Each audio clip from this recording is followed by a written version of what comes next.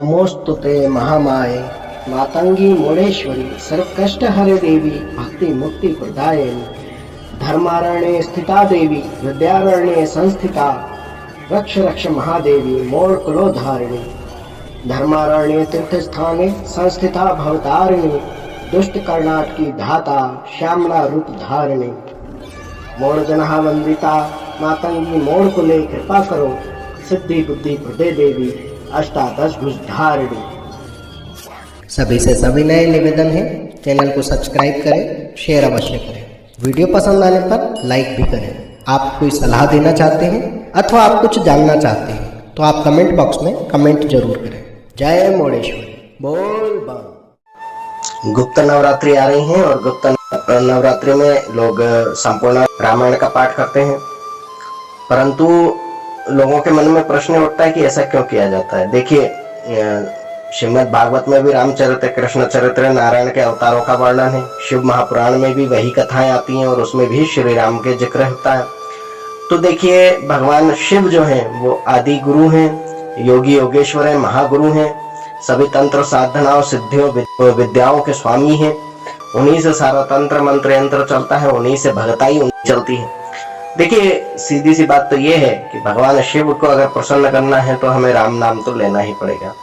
भगवान शिव किसका ध्यान करते हैं? वे सबको तंत्र मंत्र यंत्र की सिद्धियां देते हैं, ज्ञान देते हैं, विवेक देते हैं, सबके भंडारे भरते हैं। समस्त संसार का विष पीने वाले वे नीलकंठ महादेव हैं। फिर वे किसका उच्चारण और किसके ध्यान में मगन रहते हैं? जिसका ध्यान सारा संसार करता है वो व्यक्ति किसका ध्यान करता है, या वो देवता किसका ध्यान करते हैं? ये प्रश्न सबके मन में उठना स्वाभाविक है। भगवान शिव, भगवान भोलेनाथ निरंतर भगवान राम के ध्यान में मग्न रहते हैं। उनके आराध्य श्री राम हैं।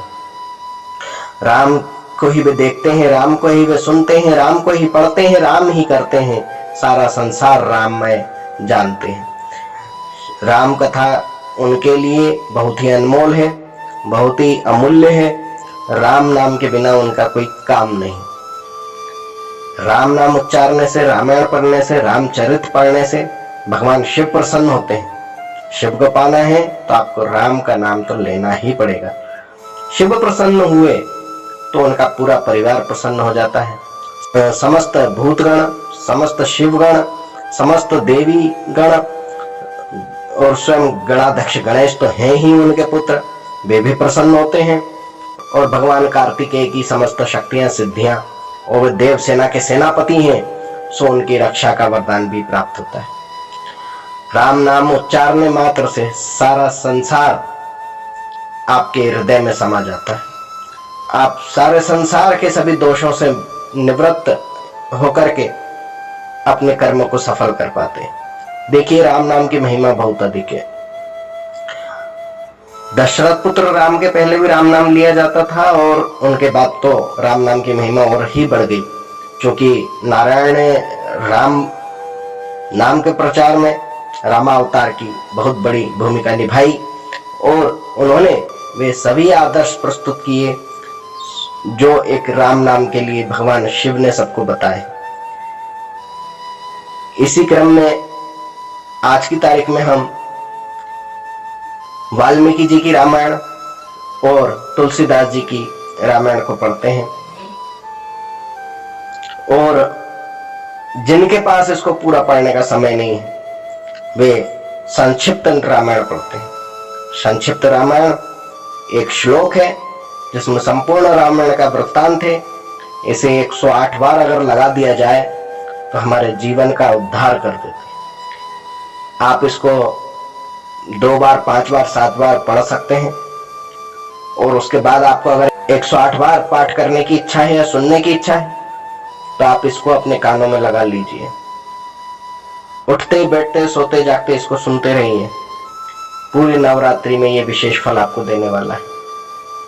हालांकि निजी तौर पर मेरा मानना है कि पूर्व रिकॉर्डिंग की हुई चीजें उतना अधिक फल नहीं देती जितना आप अपने हृदय से उन चीजों को उच्चारते हैं, परंतु आपके पास समय ही नहीं है, तब इधर उधर के व्यर्थ चीजों को सुनने से अच्छा है कि आप इसको रिकॉर्डिंग के तौर पर भी सुन सकते हैं। इससे होगा ये कि राम नाम जो आपके जन्म से लेकर मरण तक, आपके तरण से पारण तक साथ चलता है। भगवान शिव का प्रिय जो है, राम शब्द है, वह हमें भी तार देता है।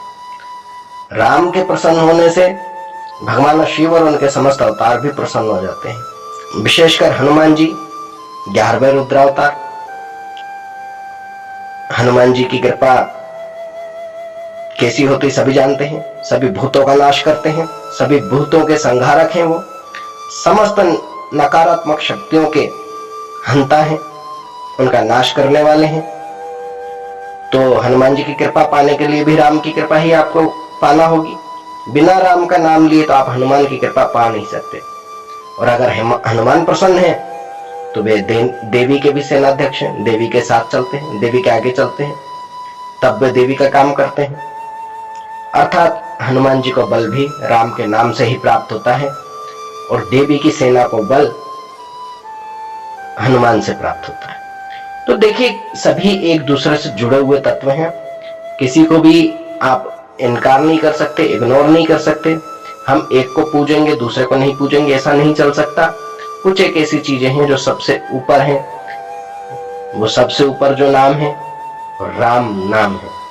तो राम नाम का उच्चारण जब आप रामायण पढ़ते हैं तो स्वतः ही हो जाता है, राम के संपूर्ण चरित्र का बखान हो जाता है और राम जी के द्वारा स्थापित किए गए आदर्शों का पालन भी हमें देखने को वहां मिलता है। तो मैं यहाँ प्रस्तुत कर रहा हूँ संक्षिप्त रामायण। आप उसको जरूर पढ़िएगा, सुनिएगा, जैसे चाहे आप उसको सुने अथवा पढ़ें, लिख लीजिएगा और अपने गुप्त नवरात्रों को सफल बनाइए। आदौ राम तपोवनादिगमनं हत्वा मृगं कांचनं वैदेही हरणं जटायु मरणं सुग्रीव संभाषणं बाली निग्रहणं समुद्रतरणं लंकापुरी दाहनं पश्चात् रावणं कुंभकर्णं हननमेतद्धि रामायणं। जय मोडेश्वरी, बोल बम। ओम मणिक्यमिणामप्लाल्यन्तीं मदालसां मंजुलवाग्विलासां महेन्द्रनीलं द्युतिकोमलांगी मतं कन्या मनसा स्मरामि।